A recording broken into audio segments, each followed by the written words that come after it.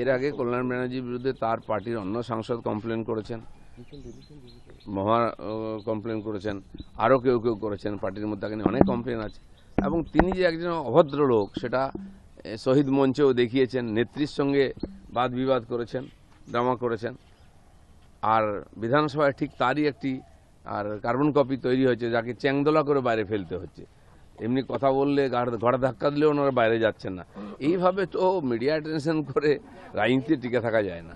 চ্যাংদোলাটা কালকে দেখলেন তো কেমন লাগলো? তারপরে বাঁচার চেষ্টা করছেন উনি। আপনি ভাবুন, একজন ভাষণ দিচ্ছে, কেন তার নাম বলেন, তাকে ডিস্টার্ব করছে। সেটা ঝগড়াটা বাইরে মিটিয়ে নেওয়া উচিত পার্টির মধ্যে। স্পিকার কেন এটা সহ্য করবেন? दादा, कल कुणाल घोष को विधानसभा में देखा गया कि उनको बाहर कर दिया गया है विधानसभा से, क्या बोलेंगे? कुणाल घोष क्रांतिकारी बनना चाहते हैं, पहली बार विधायक बन के आए हैं और जिस गुट का वो नेतृत्व कर रहे हैं पीछे कोई नहीं है, अकेले ही नेता है और लड़ाई अपने आपस में कर रहे हैं पार्टी के दूसरे गुट के साथ। तो विधानसभा कोई गुटबाजी करने का जगह नहीं है।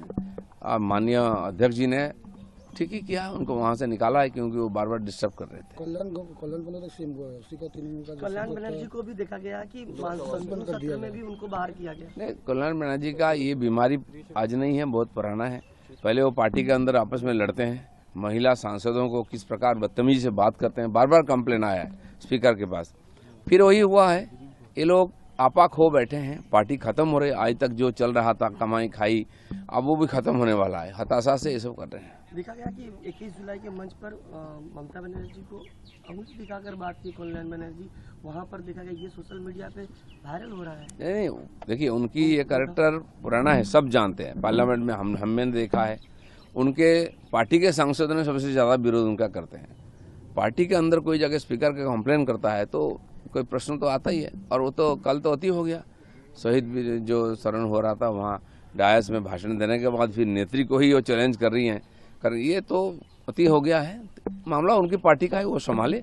लेकिन सांसद या तो विधायक के रूप में जो उनका रोल होना चाहिए वो उस तरफ ध्यान दे। जनता ने उनको चुन के वहाँ भेजा है। सर, पार्टी के लोगों को लेकर, तृणमूल कांग्रेस के पार्टी के लोगों को लेकर अभी भी अटकलें लगाई जा रही हैं। किसी के पास नहीं पहुंच रहा है ये पार्टी का लोगो, तृणमूल कांग्रेस का।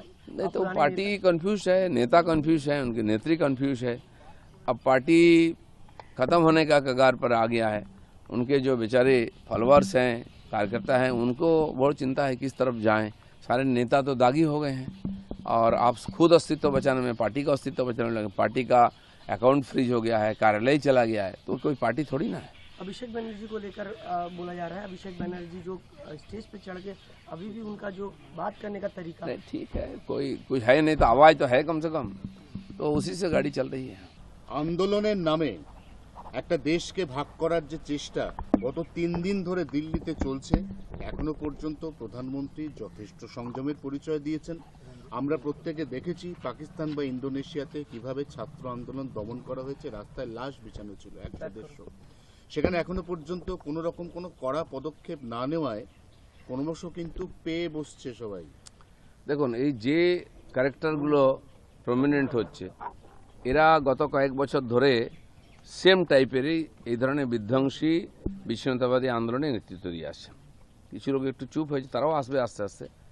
আন্দোলনজীবী নাম দেওয়া হয়েছিল যাদের, সেই লোকগুলো কিছু না কিছু ইস্যু নিয়ে এসে কিছু ইনোসেন্ট লোককে সামনে করে বারবার দেশে একটা উৎপাত তৈরি করে সরকারকে বিব্রত করার চেষ্টা করে।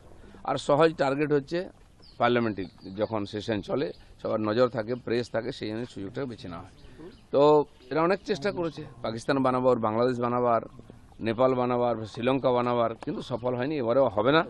কিষাণ আন্দোলনের যে পরিণতি আমরা দেখেছি, সেই একই কুশীলবরা যারা কিষাণ আন্দোলন করে, তারা ছাত্র আন্দোলন করে, তারা মহিলা আন্দোলন করে, এরা হচ্ছে পেশাদার বিদেশি লোকেদের কাঠের পুতুল। সেই জন্য এরা কিছুদিন উৎপাত করবে, কিন্তু ভুলে যাবে না যেন সরকারটা, নরেন্দ্র মোদী, অমিত শাহ, তারা যথাসময়ে ডিসিশন নেবেন। ওরা চাইছে একটা কড়া ডিসিশন হোক, সেটাকে ইস্যু করে আবার সারা দেশে করবে। এদের সঙ্গে দেশের মানুষ নাই, জনতা নাই, তাই বারবার ইলেকশনে হারে। আর কিছু এরকম দালাল টাইপের লোক আছে, বিদেশি দালালি করে, তারা সামনে লাফাচ্ছে। সাধারণ মানুষও চেনে, আর যারা ওর মধ্যে এসেছিল প্রথমে আন্দোলনকারী, তারাও বুঝতে পেরেছে তাদেরকে এই যে যুদ্ধের বড়ে তৈরি করা হচ্ছে। যারা নিটে সেকেন্ড টাইম পরীক্ষা দিল, প্রথমবার লিক হওয়ার পরে প্রশ্ন, পরীক্ষা দিয়ে যারা টপার হলো, তারা বলছে হ্যাঁ আমরা পরীক্ষা একবার ক্যান্সেল হয়েছে আরেকবার দিয়েছি, ভালো প্রিপারেশন নিয়েছি, আমরা টপার হয়েছি, আমরা কেন যন্তর মন্তর যাব? তাহলে যন্তর মন্তরে যারা ওখানে হাঙ্গামা পাকাচ্ছে তারা আসলে কারা? তারা তো নিট স্টুডেন্ট নয়। নাই, ওরাই ওই আন্দোলনজীবী যারা বিদেশির পয়সায় লাফালাফি করে দেশে উৎপাত তৈরি করে। প্রায় শেষের দিকে চলে এসছে এরা, কিন্তু ছাত্রদের আবেগকে কাজে লাগিয়ে বারে বারে এরা এই ধরনের ধান্দাবাজি করে। পাস করেছে ছাত্ররা, তাদেরকেও আসতে হবে।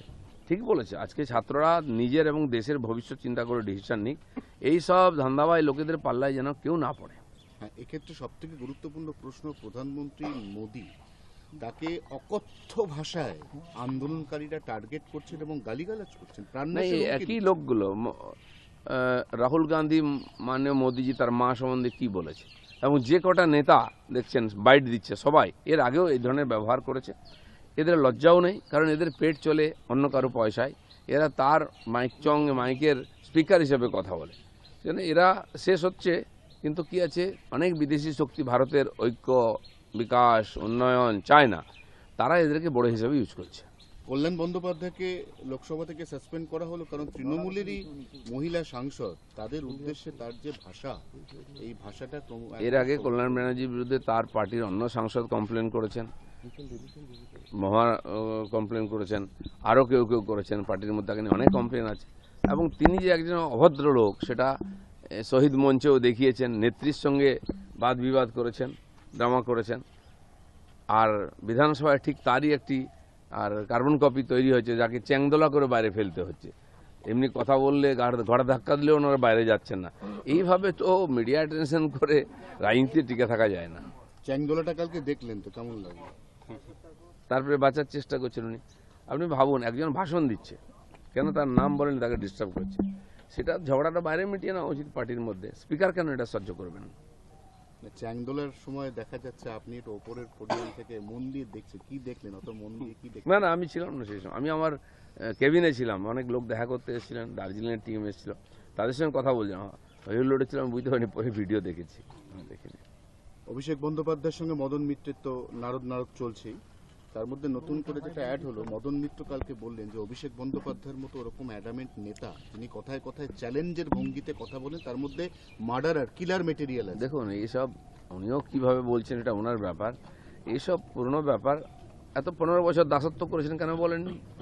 আপনাকে তো তাড়িয়েও দিয়েছিল, তখনও তো বলেননি। টিকে থাকার জন্য, পেটের জন্য ওখানে বসে আছে।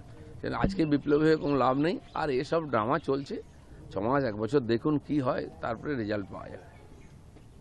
চলুন।